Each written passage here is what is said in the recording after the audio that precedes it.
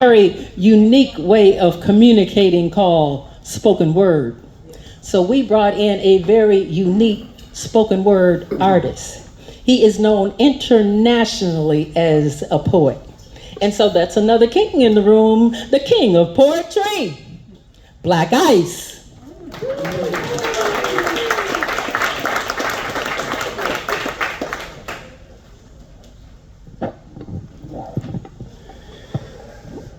Before we celebrate the kings, I thought I'd take a moment and celebrate the queens. Is that all right with y'all? I said, is that all right with y'all? To all my queens, you are Wonder Woman. Not the fictional character we see on the cartoons, although you've been called an Amazon. See, you can be a mom of 4 boys, the calm in the midst of the storm and the noise. You are Wonder Woman. Not the fictional character we see on the movies. See, you've carried babies inside of you for 9 months. You can hang with the boys, play spades and tunk. What you do on an everyday basis makes some of us men look like punks. Been known to make a meal out of scraps, change diapers and tires on flats, pat a baby on his back while taking a nap on your lap. You are Wonder Woman. Not the fictional character we see on the cartoons. See, you're up before the sun comes up, ironing clothes, packing lunches, and we can call you Layla Ali because you know how to roll with the punches. You can do an 8-hour shift, standing on your feet all day at work, come home, cook and clean, help the children with their homework, put the babies to bed, make sure your man gets fed, and at night, pray to God that he heals you from the hurt because you are Wonder Woman. Not the fictional character we see on the cartoons. Not the daughter of Zeus, but the daughter of the God of Abraham, Isaac, and Jacob. With beauty deep within, and it's not in your makeup, it's in your makeup. Oh, and you have superpowers too. See, Diana may have a lasso which makes men speak the truth, but listen, you have something much more convincing. You have an endless flow of words enough to keep your mouth full. And your intuition can always tell you when us men be on some bull.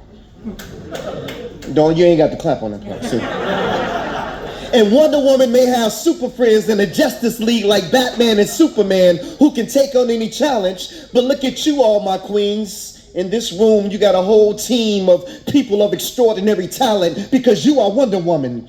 Not the fictional character we see on the cartoons, but a queen, the daughter of a king. See, Hollywood likes to glorify its fictional superheroes. But in my hood, Inglewood, we glorify our own super sheroes. You are great grands and grandmothers. You are aunts and mothers. You are sister, nieces, and daughters, CEOs, business owners, doctors, and lawyers, made in the image of God. And you're one of our greatest gifts. But even more than that, my queens, you are all of that in a bag of chips.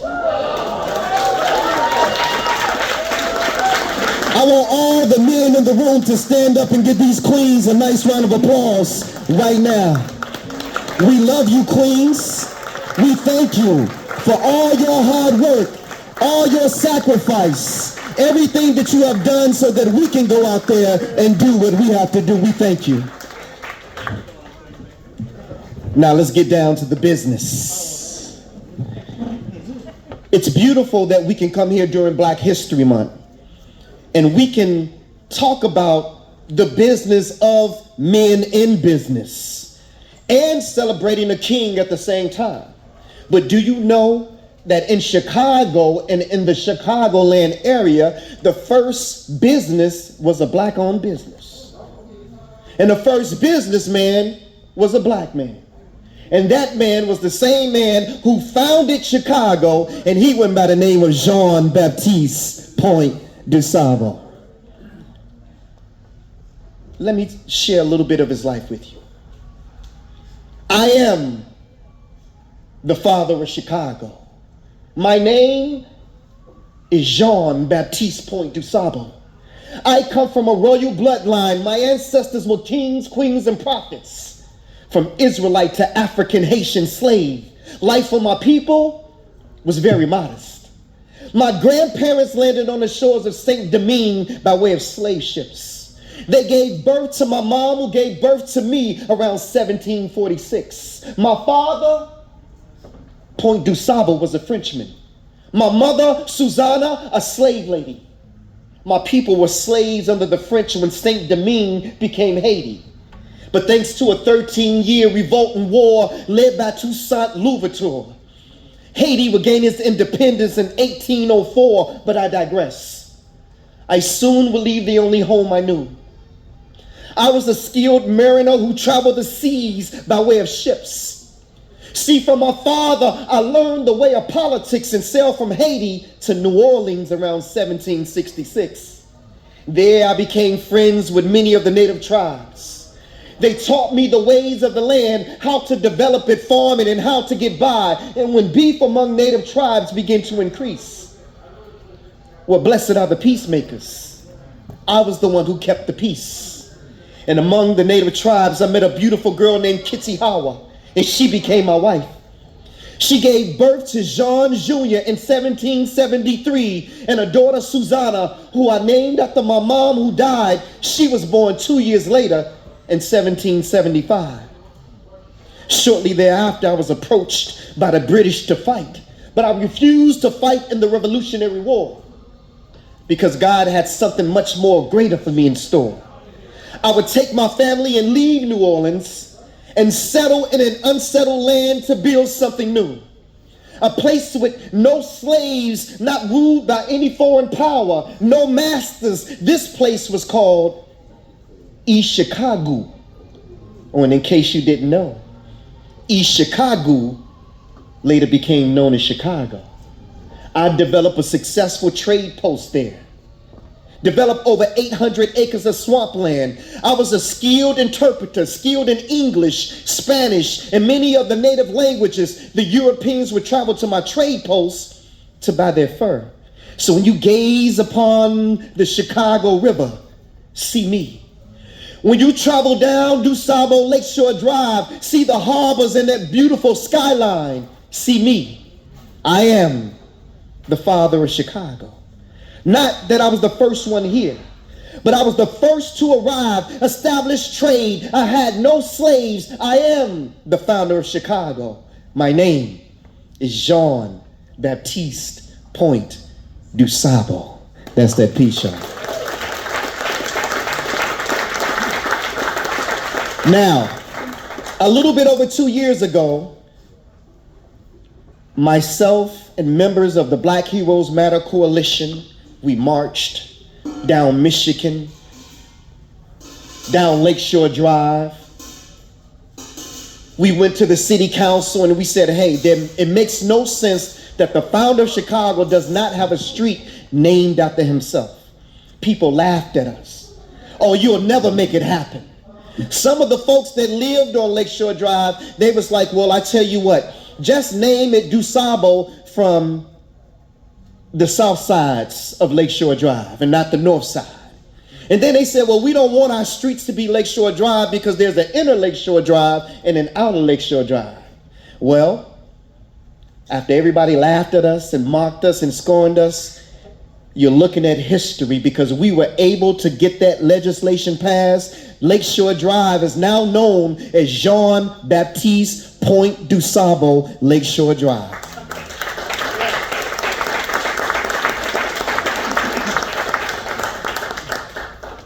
I want to say congratulations to these wonderful kings that are here. Mr. Lewis, Mr. Matz. When I was approached by Sister Carla to do this event, I was real humbled because I've actually performed here before. And I just never got a chance to meet you. So it's a blessing and an honor to shake your hand and to tell you that you are an inspiration to a whole generation of Black-owned businesses that came after you. I want to close with this special tribute to Mr. Lewis and Mr. Max and to all the kings that are in the room, especially those who are in business. It's called the celebration of a king. We've come a mighty long way from the struggle of those who came before us. Those who left a legacy and built a whole movement based on unity and trust. We had each other's back. And when they tried to make us sit on the back of the bus, we boycotted for 381 days. That's how we responded back. We protested in peace, turning the nightmare into a dream, with the nonviolent resistant principles of Mahatma Gandhi, which gave birth to our beloved freedom fighter, Dr. Martin Luther King. Oh, but Dr. King was more than a dreamer. Yes, he was so much more. It was Dr. King and the civil rights leaders who forced the passing of the Civil Rights Act of 1964. Back then, we organized to get things done. Community meetings, word of mouth, flyers, and landline phones. There wasn't any social media back then, no Facebook, no Instagram, and definitely we didn't have no iPhones. Although we were successful in passing new laws, there would still be obstacles and brick walls preventing us from gaining success. In some cases, we still couldn't win. We could have the same degrees, the same experience, but the biggest obstacle was the color of our skin. Today, it's time that we rebuild that dream. We have, in the legacy left to us by Dr. Martin Luther King, we still have time to make a difference. And it doesn't matter how strong the resistance, change starts right here in Dusty's, and it starts right now. Together we will break that generational curse. And when you experience problems in your life like Dr. King, have faith in God that he will make it work. Black child, you can be anything you want to be, whether it's a doctor or a nurse or a teacher or a lawyer. Just get in that car, turn the key, and start the motor. Follow the example of our great leaders like Kenny Lewis of Kenny Ribs and Dusty's, and James Matteson and his team of brokers. Brother James, you've been on this journey for years, creating a movement that's unstoppable. He's an example for young black men, because if he can do it, then they know that it's possible. So as leaders, we have no choice, and we have no voice unless we all come together in unity. And like Mr. Matteson, Mr. Lewis, we must have a heart filled with concern for the black community. So call on God in the name of Jesus. Did y'all hear what I said? I said, call on God in the name of who? Jesus. In the name of Jesus, with the faith of the prophets and Methuselah. Mr. Matteson, Mr. Lewis, we thank you for being obedient to your calling, and like Nehemiah, accepting the assignment of rebuilding Jerusalem. Like Dr. King, you too can download your own dream, upload your faith, believe in yourself, create generational wealth.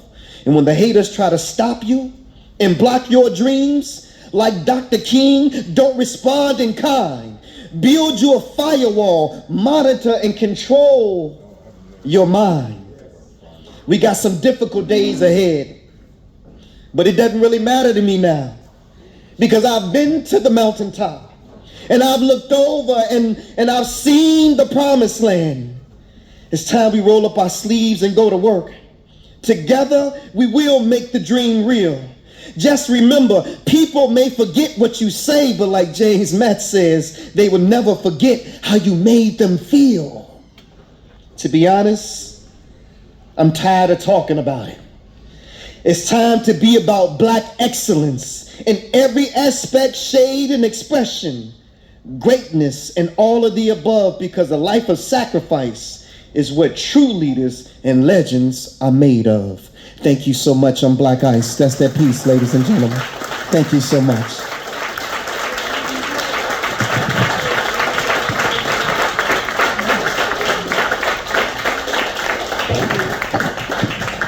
Thank you, Black Ice. We knew it would be stupendous, and it was. We're going to take a couple of minutes now and set the stage, because here comes the interview of the evening. James Matz, you're up next, but give us 2 minutes. It is now.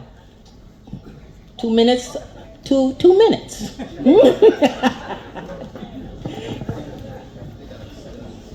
We're gonna set it up. You got the music for us?